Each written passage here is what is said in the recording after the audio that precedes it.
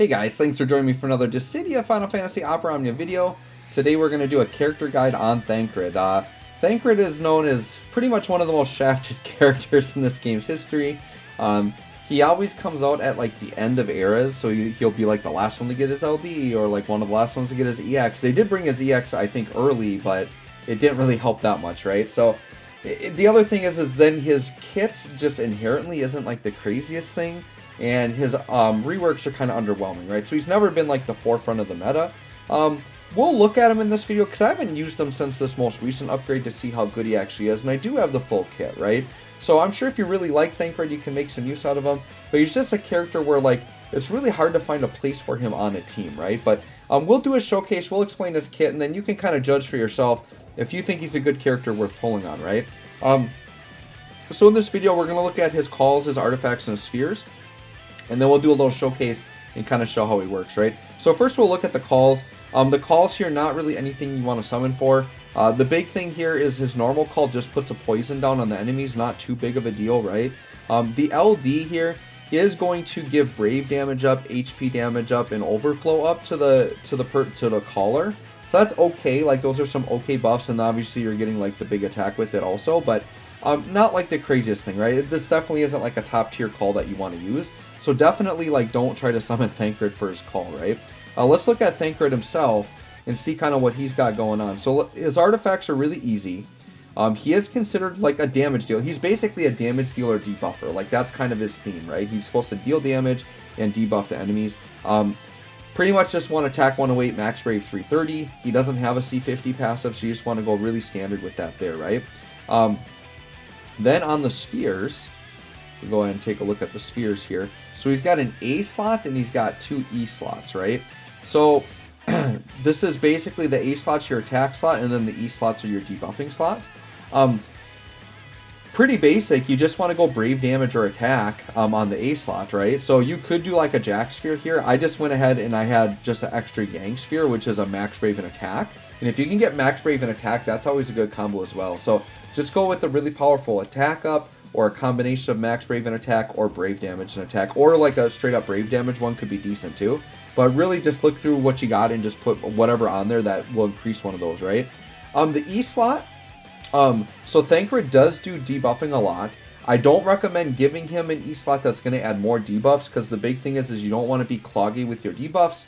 His debuffs are going to be fine as is. I don't think he really needs any more debuffs, right? So I think giving him more attack is what you want to do. So you want to use spheres like Yuffie, Emperor, or Seymour. Like, those are the type of like standard attack up E slots you can use. And some of these are stackable. So I had a bunch of extra Yuffies refined, and they're stackable. So I'm just going to put two Yuffies on mine, right? So just anytime you inflict a debuff, a max brave and attack. So literally I've set up my spheres to just give Thancred all max brave and attack, which is a good combination of stats to have, right? So with that, let's hop into the showcase. This shouldn't be a crazy long showcase, because I don't really need to showcase a force time or anything. And he's not a burst character. He's literally just an LD only character, right? So I'll just grab whatever friend here, that's fine. And we'll hop in.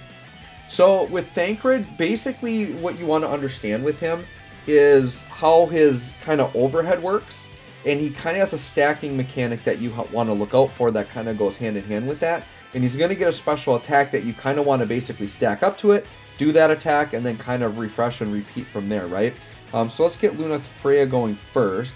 So we're going to start with a quick prayer on Thancred, just so I can get some turns right away. Perfect, and then we'll just go ahead and... you know what? Let's do the burst attack. We'll try to make Thancred look pretty good here. Get some, burst effect buffs going and things like that. I am really curious to see how good he's going to be. Just because, once again, he is pretty much known as being one of the worst characters in the game. So I want to see how good he is after this most recent kind of upgrade, right? Okay, so Rem, we'll just have Rem swap into Thancred, and we can just start kind of going from there. Alright, so we'll get Thancred up here. Alright, so what's going to happen, Thancred, I do believe, starts with a free ability use. And a lot of, so he's got a free ability use, so I recommend use the AA. So the AA is going to put poison down on all the enemies. And the way Thancred works is his attacks work better if you're attacking enemies that are poisoned. So his whole deal is he wants to have the enemies poisoned, and he's going to get good effects from that, right? Then what's going to happen is basically he has stacks. So he's got this overhead buff here called Ninky. And basically every time you do an attack, it'll stack up by 1 and it maxes out at 5 stacks. So what I'm going to do right away is I'm going to pop the LD. And the LD is going to put it right up to 5 stacks. So let's go and pop the LD. Let's see how much damage we get from this. So this is single target, by the way. Oh, 1.1 mil. That's pretty good, actually. Okay, a mil attack on the LD. I mean, I'll take that. I'll take that for sure. So what he's going to get with this LD is he's going to get Wish within a name. And this is a really important buff that he has that is a stackable buff as well, right? So actually, it's not Ninky. It's this buff that's the stackable thing. So my bad. I got that mixed up a little bit. So this, I think they both have stacks. We'll get to it. But this Wish within a name. So this gives him attack and max brave up, and then brave stolen up, okay? Brave damage up, and then HP damage and overflow stolen up. So we got a lot there. Then if you're attacking enemies that are either poisoned or have venom or have trick attack debuffs on, which trick attack is another debuff we're going to talk about, it gives him an additional brave damage and HP damage. So pretty good, right? Like you're just getting a bunch of buffs there, like to himself, right? All very selfish buffs. And then the other thing that he gets from it, probably the biggest thing, is he gets an extra 20% true HP damage. So this true HP damage isn't affected by any reductions. He's just going to get this big 20% extra HP damage on top, okay? And then this Wish within a name is going to get 1 stack after each of his turns. So we'll see here, Wish within a name. And you can see it's at 5 stacks right now from the LD. So it's a 16-turn buff, so it lasts like basically forever, and it gets 5 stacks. Now what's going to happen is when that's at 5 stacks, he gets a special HP attack called Trick Attack. So literally, I start with AA, go into LD, and then we want to go into Trick Attack. So let's hit Trick Attack and see what that does. See what kind of damage you get from that. And this is a free instant turn. Okay, not the craziest damage, about 575k with a little splash on it, right? But what Trick Attack does, the big thing is it puts a really cool debuff on the enemy. So it does that HP attack that you saw there. It does extend all of his buffs by 1 turn, gives him a free turn. And then it basically, that buff we just got, a Wish within a name, it takes the stacks back down to 1. So if we look at the buff here, you can see it's down to 1 stack again. Okay, so we have to basically build that back up to 5 stacks, and we'll get another Trick Attack. And that's going to build up 1 stack every time basically Thancred takes an action. So, or actually no, he's going to get extra stacks from his 15 and 35 as well. So he's going to get 1 per action, and then his overhead, which also has stacks, which I haven't talked about yet, but his overhead does have stacks as well. Those are going to get stacks from the 15 and 35. So we'll get there. But basically, every time that Trick Attack goes up to 5, or that buff goes up to 5, you want to use Trick Attack, right? So what it does is it puts the debuff Trick Attack on the enemy. So they should have that right now. So there's Trick Attack, okay? And the big thing is it just is a 30% HP damage taken up.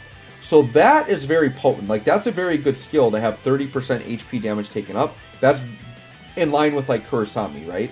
So that's, I guess, one of the valuable parts about Thancred is that he's getting that HP damage up. And then it also does inflict an additional poison on the enemies. So the enemies have, like, double poison going right now. And they have the HP damage taken up. So that's pretty good, right? So now we can just jump in and kind of look at the other attacks. So let's go ahead and use the 15, which is Juggling Wasp. So we'll go ahead and hit that right here. And let's see. The other thing, too, is Thancred does do weakness damage as well, which is pretty nice. So, yeah, we did that. Did some pretty decent damage. So, Juggling Wasp is just a 6-turn Brave HP attack. Does give him an attack up, and then it just adds 2 stacks to his overhead buff, right? So, his overhead buff, basically what it does is it enables plus versions of his EX, and then he also gets a Brave ++ attack called Ninky. So the stacks for this, basically you want to get it above 3 to get those effects, right? So if his overhead is above 3, he's going to get a better version of his EX, and he's going to get a better version of his Brave attack. And that's basically what that does. So you're basically just building stacks to get that up. They have the plus versions of that, while at the same time you're building up stacks of that first buff to get back into Trick Attack, right? Let's go ahead and swap back into him. And then we'll do Shadow Fang, which is the 35. Okay. Alright, so let's go ahead and do Shadow Fang. This is going to do 2 stacks to the overhead again. So now it's going to be at 4 stacks after this. See See how much damage we got there? Yeah, 575k. So his damage, like, the LD damage I thought was pretty good. But so far his other attacks, the damage is a little underwhelming. And I think they're just compensating because he's putting on the really good debuffs, right? Is kind of like, I guess, the trade-off you're getting for that. But Shadow Fang here is going to do a Max Brave up, and it does 2 stacks of Ninki, which is the overhead. And then it just puts an AoE poison down. So if you don't do, if you don't apply the poison with the AA, then you'd want to do it with Shadow Fang. But his attacks, you can see, are just super basic, right? Like, they don't really do much other than just give you 2 stacks of Ninki. So they're just kind of like filler attacks, right? They're nothing too crazy. Let's swap back into him again, because now we should be able to show off some of these plus attacks, right? Alright, so Ninki now, you can see the overhead's at 4. So now you see his EX, it went into the plus version. So let's go ahead and see the plus version of the EX. This, I think, is his best button to press, probably. Let's see how much damage we get. Yeah, 760k AoE is pretty darn good, right? The LD is the only thing out damaging that.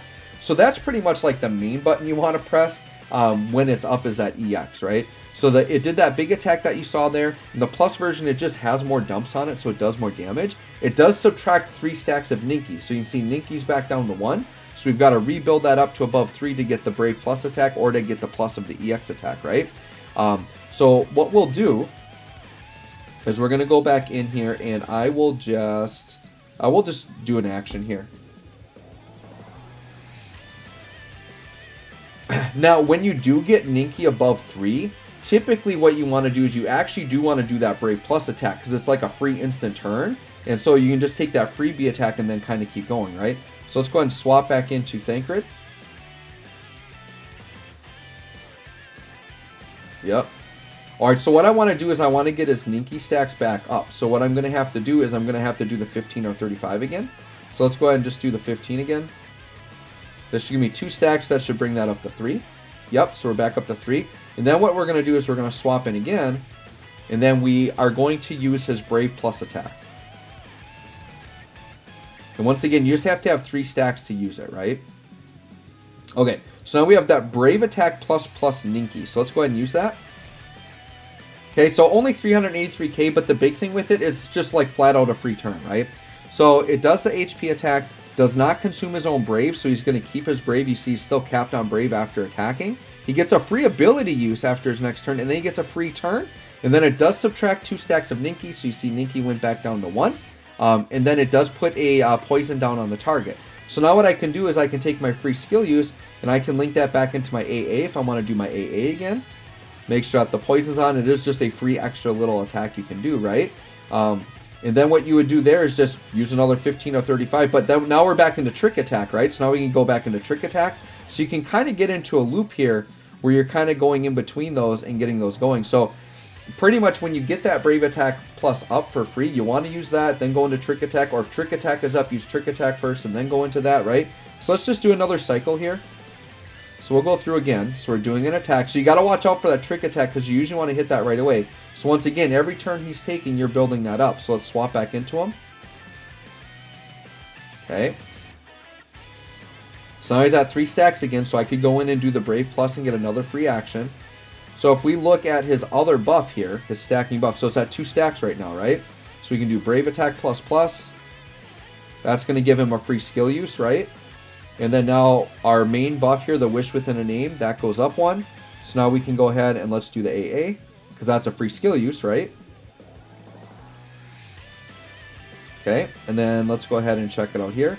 So now it's at 4 stacks. So then what I could do if I wanted to is I could just say like AA again, get myself up to 5 stacks, then I could go right into Trick Attack from there. So when you kind of get Thancred going, I think kind of what the intention is that you can kind of keep looping these free turns together and then building up the stack to get his Trick Attack going again, and then kind of going from there. Now from here, I could just try the regular EX, or I could wait till I have my Ninki stacks up and do that again, right? But let's just pop the regular EX. This will be a little bit less potent.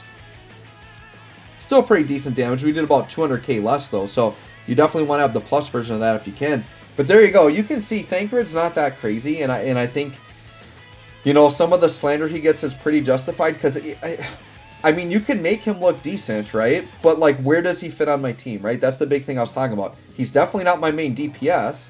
He's definitely not my support character, right? He's just this oddball, like, 3rd slot character But it's like, would I rather use Thancred, or would I rather have Gladio in that slot, right? Or would I rather have a Celis or something like that? There's just going to be always better characters to run over him.